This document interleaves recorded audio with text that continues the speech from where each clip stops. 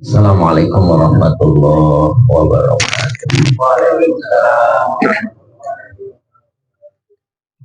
Bismillahirrahmanirrahim. Ila hadratin Nabil Mustafa Rasulillah sallallahu alaihi wasallam wa ala alihi wa azwajihi wa dzurriyyatihi al-kiram. Syai'un lillahi lahum al-Fatihah. A'udzu billahi minasyaitonir rajim. Bismillahirrahmanirrahim. Alhamdulillahi rabbil alamin arrahmanir rahim maliki yaumiddin. Iyyaka na'budu wa iyyaka nasta'in. Ihdinas siratal mustaqim. Siratal ladzina an'amta 'alaihim ghairil maghdubi 'alaihim waladdallin. Innal hamdalillah nahmaduhu wa nasta'inuhu wa nastaghfiruh wa na'udzu billahi min shururi anfusina wa min sayyiati a'malina. May yahdihillahu fala mudhillalah wa may yudlilhu fala hadiyalah. Asyhadu an la ilaha illallah wa asyhadu anna Muhammadan abduhu wa rasuluh.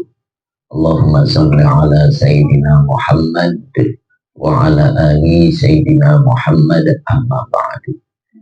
Tangannya diangkat ya Bapak Ibu.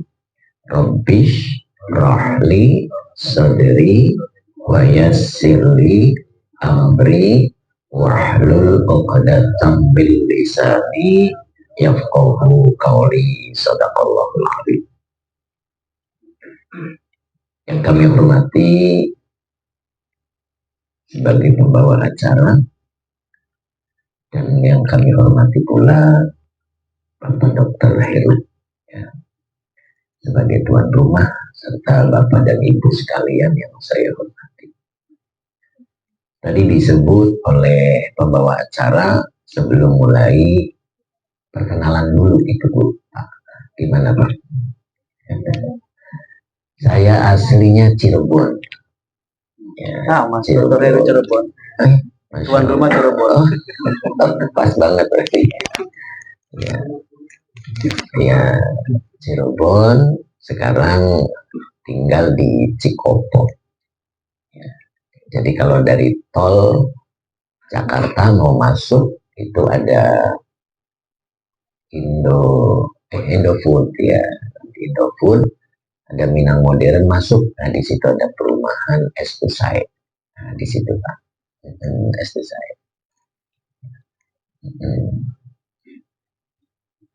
Estu saya ya, ya Sunda ya, Sunda, betul-betul Sunda.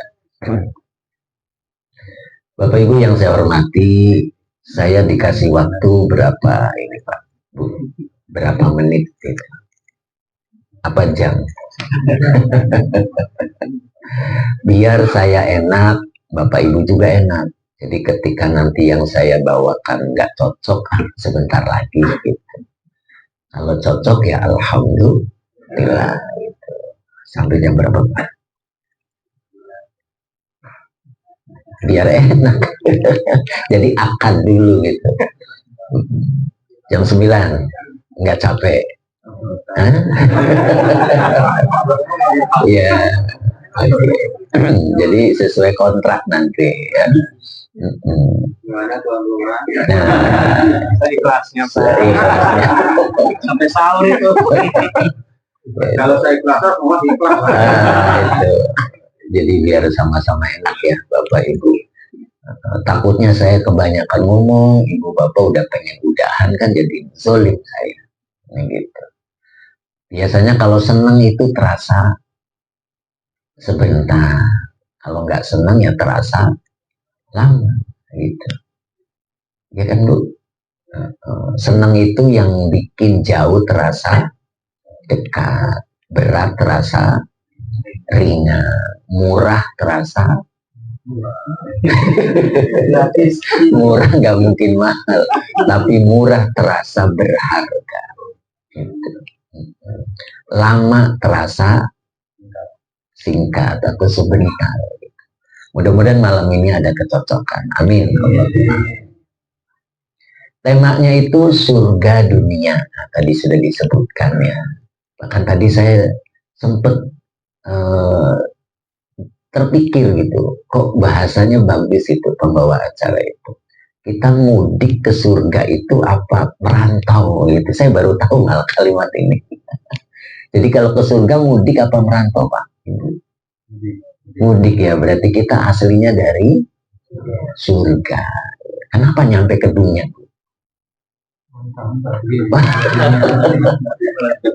Merantau ya.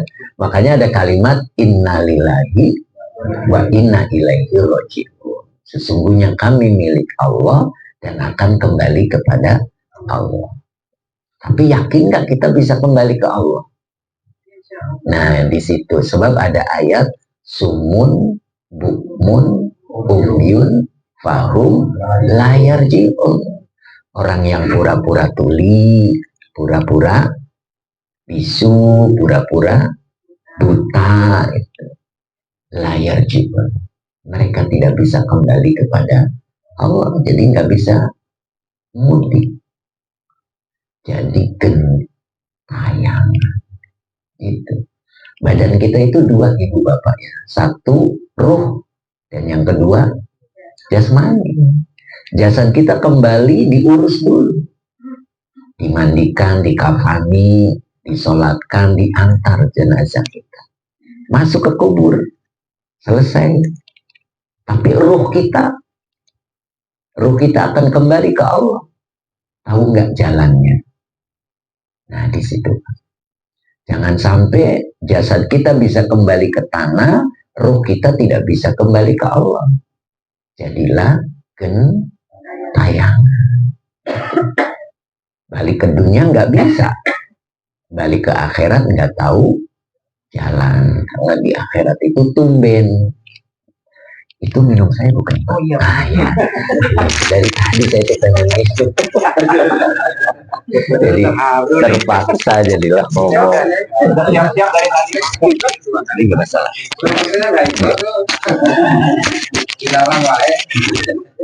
Boleh saya minum duluan, Bu?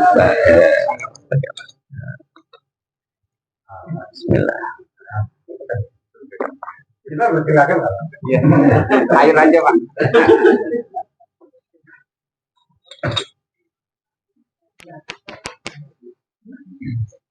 Lanjut ya Pak Ibu ya.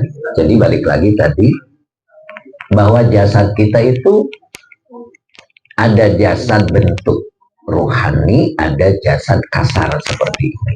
Nah, yang kasar itu akan kembali ke tanah. Yang ruhnya itu akan kembali ke Allah. Nah, pertanyaannya tadi, yakin nggak ruh kita kembali ke Allah? Nah, itu. Karena kita nggak tahu jalan. Gitu. Terus bagaimana cara berjalan agar kita sampai ke Allah?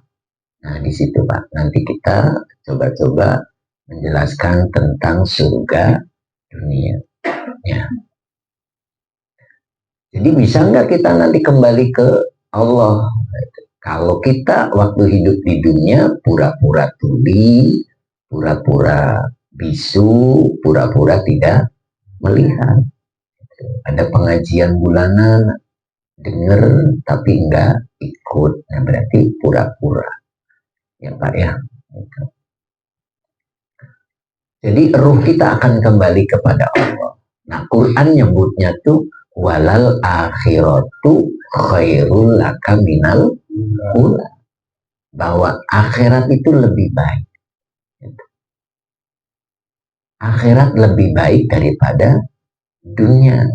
Nah, Bapak Ibu pengen lama di dunia apa pengen cepet-cepet keluar dari dunia?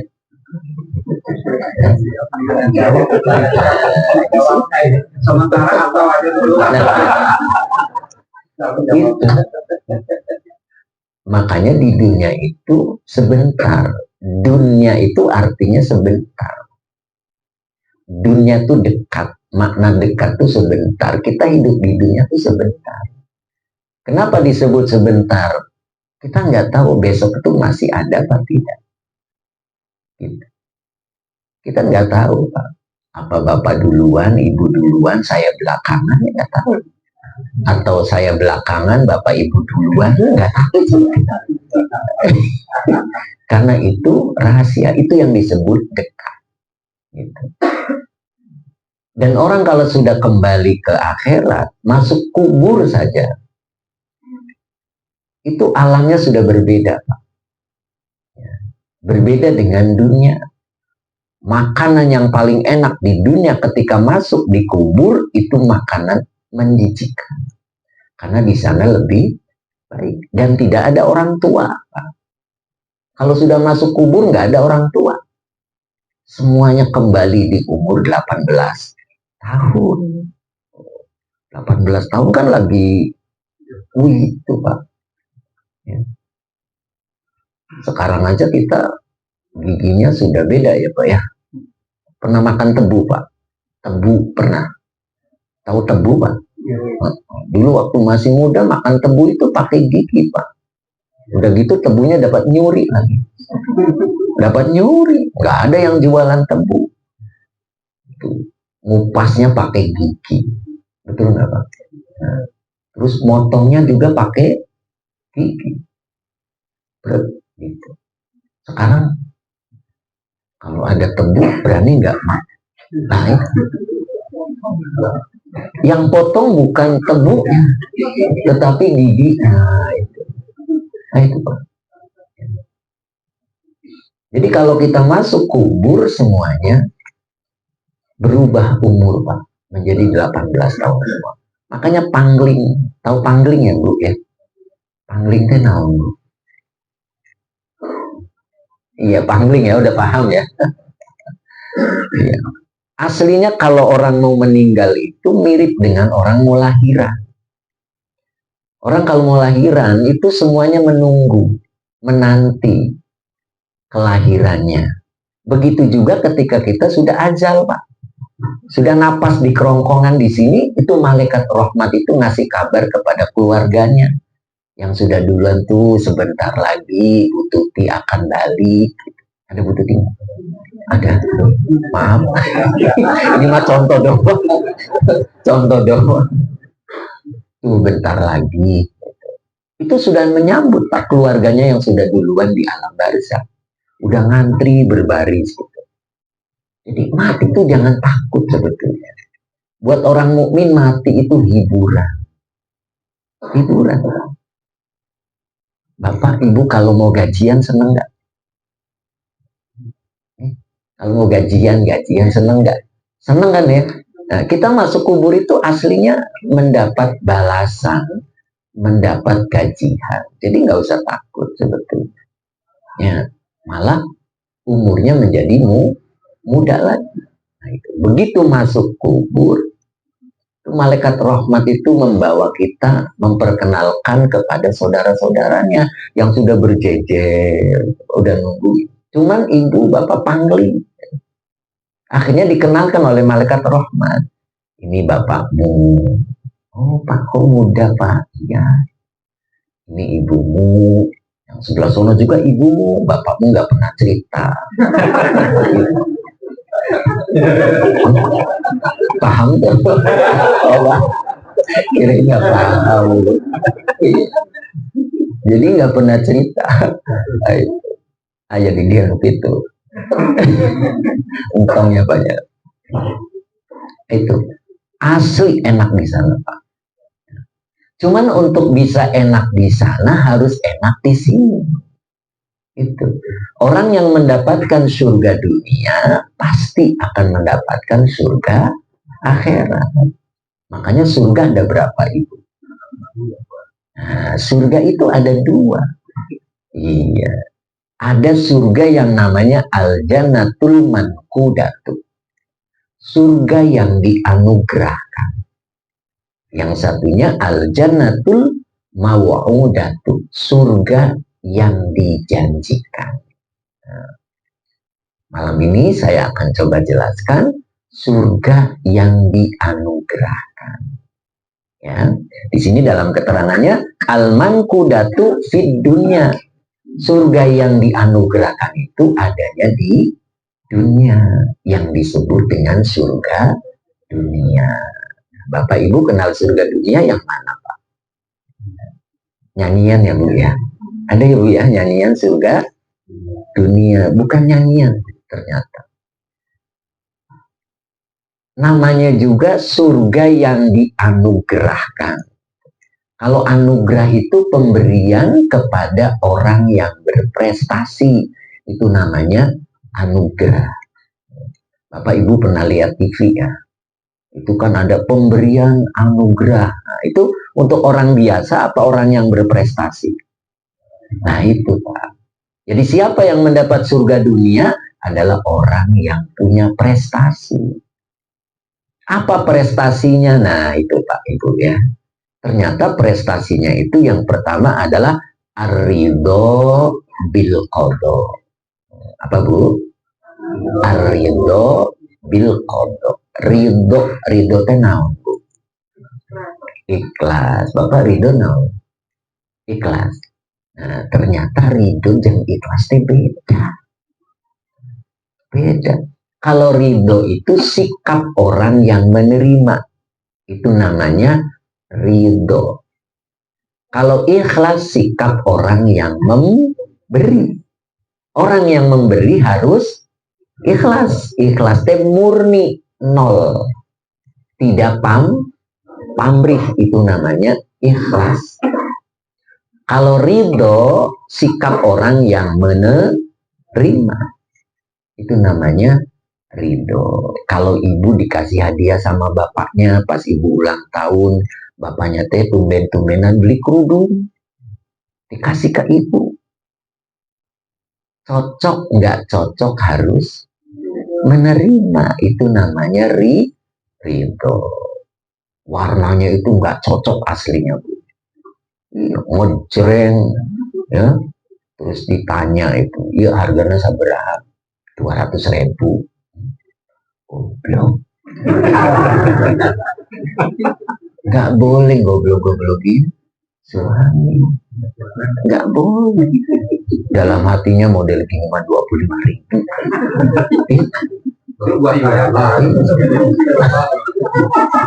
Digoblok-goblokin itu suami. Akhirnya suami jawab, "Ma, kalau aku pinter nggak milih mama." Jadi kena juga. Makanya nggak boleh goblok-goblok. Pura-pura seneng. Pak, bagus Pak, aku seneng. Akhirnya dipakai terus kerudungnya. Suaminya salah paham, kirain betul-betul besoknya dibeliin.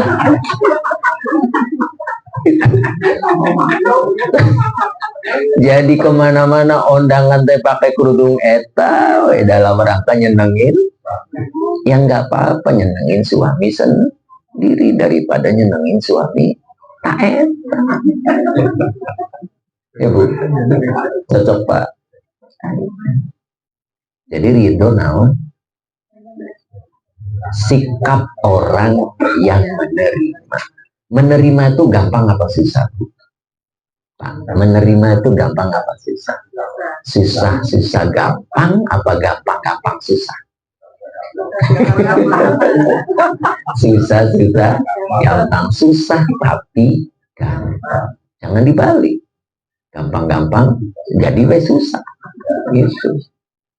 Menerima itu kalau cocok gampang.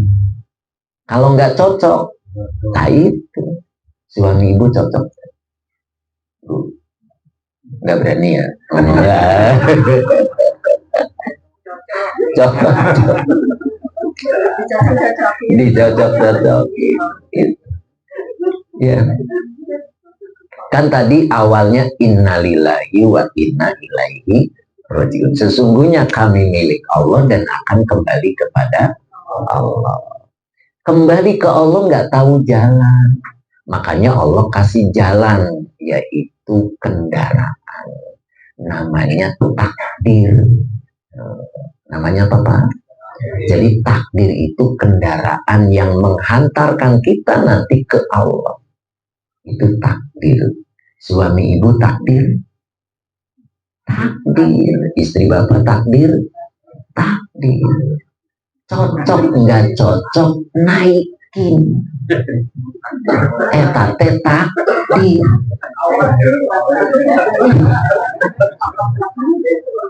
cocok nggak cocok naikin karena itu takdir.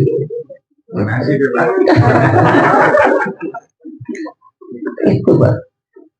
Jadi bagaimana kita akan nyampe ke Allah ketika dikasih kendaraan kita nggak mau naik karena kita nggak jalan lewat mana Purwakarta apa lewat Cikampek, kita nggak tahu jalan menuju Allah. Allah paham betul sehingga Allah beri kendaraan yang disebut takdir. Makanya kita belajar sikap menerima. Gitu, Pak. Hidup itu dompleng dengan nikmat pemberian Allah. Itu orang dompleng tuh gimana sikapnya Pak? Tahu diri? Kalau orang dompleng harus tahu diri, ya harus tahu diri, namanya juga dompleng. Bapak teh mau ke bawah ke sana nih, ke apa tuh ayam goreng naon di bawah teh, ya Ciganea.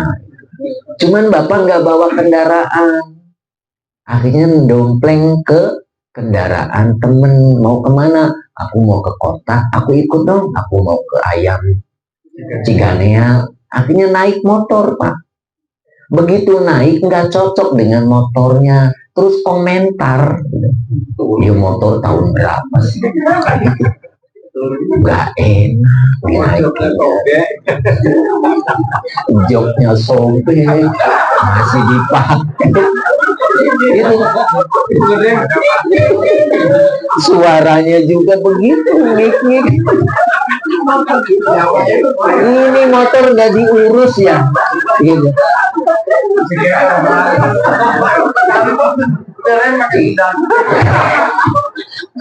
Itu bapak yang punya motor naik, itu yang dompleng itu ikut naik dengan komentar yang nggak enak didengar. Itu kira-kira bapak senang apa nggak senang? Turunin Pak, turun siapa? Ngoceh wah. Nyambung deh Pak. Sama hidup di dunia bukan dompleng, punya istri terewel. Tuh ngomong aja, ngomong terus itu punya istri rewel, diemnya tuh kalau banyak duit diomongin begitu tapi ya tetap dipakai. Makanya sikap yang pertama itu harus ridho. Itulah surga dunia, ridho menerima apapun pemberian Allah. Jodoh itu yang ngatur siapa Pak? Allah tuh pinter jodoh-jodohin orang tuh dari dulu. Cocok Pak.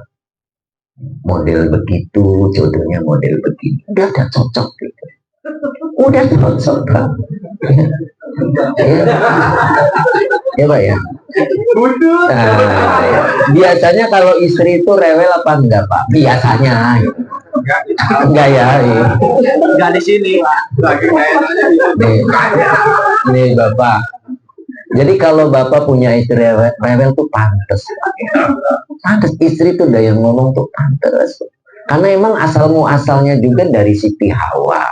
Nah, Ibu kalau ngomong baca Hawa itu mulutnya kebuka apa balem? Hawa, tuh kan? Jadi kalau ibu-ibu tuh pantes doyan. Tapi kalau bapak-bapak tuh dari Nabi Adam, coba lihat Adam, balem Adam, tuh kan? Jadi kalau suami tuh jarang ngomong. Makanya biasanya rumah tangga tuh yang mati duluan tuh suami apa istri? Biasanya suami apa istri Pak? Ini mah tarik umum gitu Pak. Umumnya gitu. Kalau tarik umum itu biasanya kalau sensus banyak janda apa banyak duda Pak?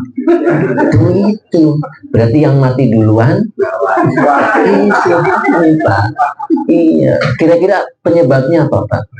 Ya kita kan di tekanan hati itu Pak. Ya, Nyambung Pak. Jadi enjoy aja, kita ridho. Orang yang ridho tuh panjang. Oh, iya. Kasih istri model begitu ya alhamdulillah, model begini ya alhamdulillah, itu legowo. Karena itu pemberian Allah. Pemberian Allah tuh paling bagus.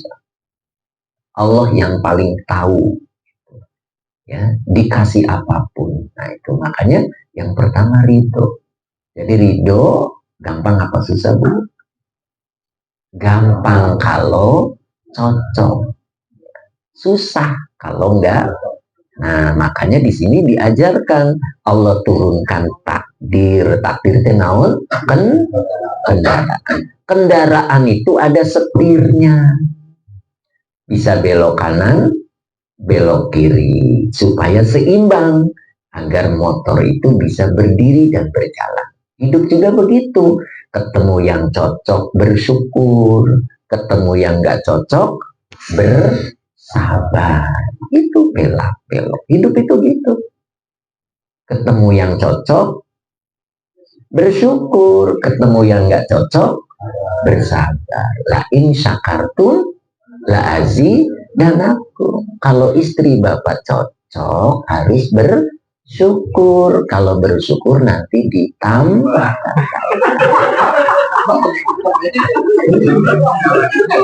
Iya, bener Pak. La in syakartum la azi dan itu Quran. Quran. Cuman kadang-kadang kita mensikapinya salah. Ketika kita bersyukur langsung minta nah itu tambahan itu wilayahnya Allah. Kita tugasnya hanya bersyukur, hanya bersyukur. Kalau ketemu yang cocok bersyukur. Jangan mikir-mikir tambahan, nanti Allah tambah. Makanya manusia dinilai oleh Allah yang pertama kali dari mulutnya. Orang yang bersyukur itu kelihatan dari mulutnya Pak. Mulutnya nggak pernah merasa kurang. Pernah nggak Bapak doa, ya Allah tambahkan rizki, lancarkan rizki, pernah nggak? Nah itu berarti tidak bersyukur. Lah orang kalau minta tambah berarti masih kurang. Orang kalau minta lancar berarti lagi macet. Ya, Robbi anzilni munzalan mubarak kau wa anta khairul munzilin. Allah itu mengkondisikan kita, menempatkan diri kita itu munzalan mubarak. Satu tempat, satu kondisi yang penuh berkah. Kondisi apapun. Kerjaan nggak cocok, Bapak harus merasa bahwa inilah kondisi yang paling berkah. Itu. Bapak sekarang kerjaannya cocok apa enggak cocok? Cocok. Berarti harus bersyukur. Ya. Itulah kondisi yang Allah beri. Nah, ketika kondisinya nggak cocok pun itu adalah kondisi yang berkah. Ketika Bapak sakit, ikhlas apa ridho? Ibu kalau sakit, ikhlas apa ridho? Ridho karena menerima. Kalau sudah sakit, nggak usah minta sembuh. Pak, Bu, kok matanya ngelihat saya begitu kayak nggak cocok gitu.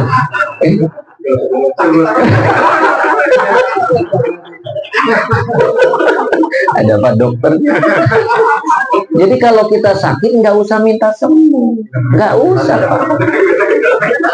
Kondisi apapun yang Allah beri itu adalah kondisi yang berkah. Tadi Quran itu Pak. Robbi anzilni munzalan mubarak, itu Quran. Ketika kita diberi sakit oleh Allah, itu adalah kondisi yang berkah. Terus nggak boleh minta sembuh, nggak boleh. Terus apa yang kita lakukan? Dua hal yang harus kita lakukan. Yang pertama adalah bil ibadati.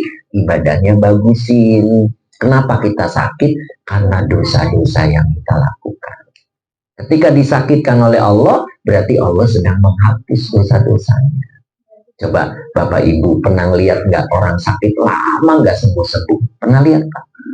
Terus meninggal, itu mukanya itu bersih Pak. Kenapa? Dosa-dosanya diampuni. Begitu meninggal, masuk surga. Jadi kalau sakit mendingan langsung masuk surga Pak, daripada sembuh belum tentu. Nah iya Pak, kayak nggak cocok. Ustadz mah nggak bener ngajarinya. Masa orang sakit nggak boleh minta sembuh? Sembuh itu wilayahnya Allah. Kita cukup melakukan dua hal tadi. Yang pertama ibadahnya bagusin. Yang kedua wal kasabi, usahanya maksimalkan. Berobat kepada dokter. Nah, jadi saya harus ngomong begitu, kalau ngomong saya nggak dibekelin pulangnya. Tapi betul Pak, Bu. Jadi ketika kita diberikan cobaan oleh Allah, entah itu sakit, entah itu kondisi ekonomi yang memburuk, dua hal yang harus kita lakukan. Pertama, tingkatkan ibadahnya. Yang kedua, maksimalkan usahanya. Jadi kalau kita sakit ke dokter, ya, tapi jangan mengharap sembuh. Tidak boleh, Pak. Karena itu wilayahnya Allah. Kalau jam 10 pagi itu matahari condong ke barat apa ke timur? Masih ke timur. Tidak usah mengharapkan terbenam jam 10. Tungguin saja nanti sore hari terbenam sendiri. Gitu. Jadi kalau kita sakit berobat, obatnya diminum. Udah itu lakukan. Jangan pernah mengharap sembuh karena Allah lagi membersihkan kita. Itu namanya proses rububiyah. Jadi Allah sedang membersihkan dosa-dosa kita, Pak. Jadi kalau kita sakit itu senang, Pak. Dosa-dosanya lagi diampuni. Ustadz, itu ada tetangga saya orang baik kok sakit. Nah, kalau ada orang baik sakit berarti mau diangkat derajatnya oleh Allah. Gitu. Setuju, Pak? Jadi surga dunia pertama kali adalah bisa bersikap ridho kepada takdir. Dan takdir itu apa? Kendaraan yang Allah kirim. Kita harus bisa nyetirnya. Bagaimana cara nyetirnya? Kanan kiri ketemu yang cocok, bersyukur. Ketemu yang gak cocok, bersabar. Sabar itu ada batasnya enggak, Bu? Ayo, sabar ada batasnya enggak? Ada batasnya. Yang batasin Allah, bukan kita. Ya, yang batasin kita mah nagih utang.